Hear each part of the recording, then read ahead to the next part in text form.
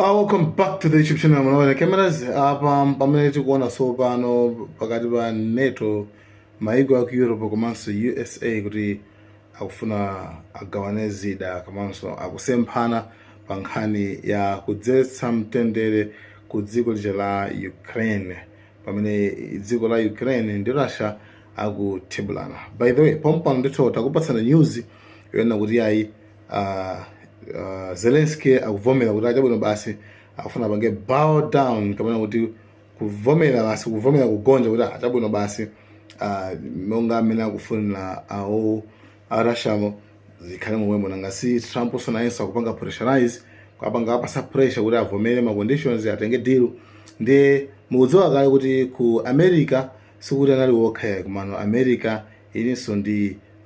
Europe kapena kuti Europe ndi NATO maiko a NATO 32 aja kabungwe kachaka ndi maiko amene wawa ndi amene tsopano analiso limodzi makamaka nangasi amafuna alandire munthu amene ali Zelensky kuti abwere ku NATO ndi zapeza kuona kuti dilija khangatonso yukanikaso kubaso datha amene akhalaso akupanga fund 92 billion yonseyo inali yokhoza ndi zida kuti gule zida komanso zina support kipanga support Ukraine polimbana ndi Russia ndi zapeza kuona kuti ma decisions amene akuchitika akungopanga ndi Trump kuyambira kalekale koma Trump ndi amene so amakhalaso busy kupanga demand kuti madolo sonkha ndalama alesa sonkha ndalama ku NATO alesa sonkha ndalama ku NATO anthu kumasonkha ndalama ku NATO momba khazo ochitika ayi ndithu Trump akungopanga decision waika pakhala kuti NATO kagolo kafuna kapange zina zake against Putin zopeza kuti Trump dilija amaikansula ndi zopeza kuona kuti pakati pano pali kusamvana kwena wake komano mene mamumverera Emmanuel Macron wanakuona kuti actually deal imene iyi ndiyo satheka chifanira kuti amene angapange decide amene angapange chiganizo cha malo chotenga malo kapena kusatenga kapena kupereka posapereka ndi Zelensky Ukraine osati Putin kuti walanda yayi komano Zelensky apange decision kuti malo athu tipereka malo amene alandidwa tipereka kapena ayi komano asapange kuti basi for Russia na kutitenga ndi basi kana watenge ndi Emmanuel Macron president of France amene so ali so member na wankulu wa kabungwe kachaka NATO ndi akuwesa maganizo amene komano nkhani chabwino imene tiyikapo nkhani inaso ikhoza ndi NATO imweyo makamaka zapeza kuona kuti anthu akukana maiko aku Europe akukana kuti akakumane ku Hungary kuja nangasi in 2 weeks time Trump akuona kuti akumane ndi Putin zimene Poland inayoseja munagera neighbor uja munagera bomba uja akuona kuti ifeyo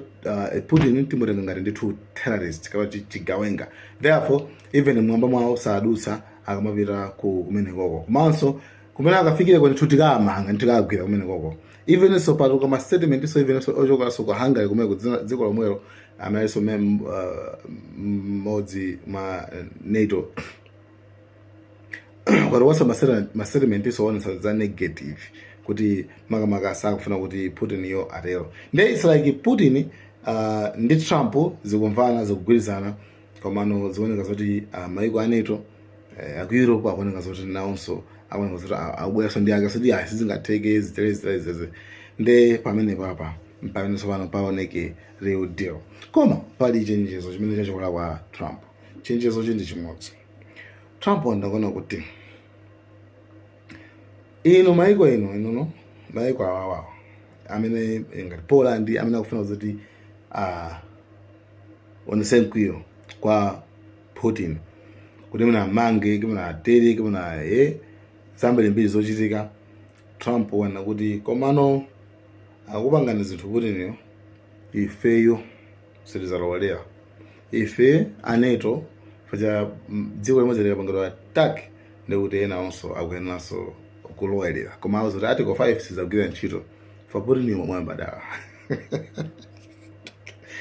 Putin momwe mbadala ife sitizalowalera zimene zozo then anzupika bebe questions like guys what is there between Putin and Trump kuti pakati pa anthu ayiwa pachana maiko remember pa time nakati bomba lakugera muchino mu Poland Estonia Denmark akupanga violate airspace chanchani pamene kuti tithana ndi Russia. Trump azabwera kuzala ane ngozi imene yamwene sizadala zimene komanso Trump sakufuna completely sakufuna kuti akhashane ndi Putin, sakufuna. Kwa maiko azunguwa, remember maiko azunguwa, the thing is akuziva zoti tilipo ambiri komano kuti Trump kuti Putin ambapanga focus mwa dziko limodzi apange deal ndi individually mmodzi, you know really, you know the story. Komano iwo anasema kuti NATO ndipo maiko mwakuti acho sitikhoza kuyiphwanya Russia ija,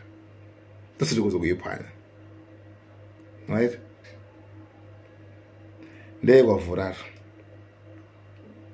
kwambiri. Ndiye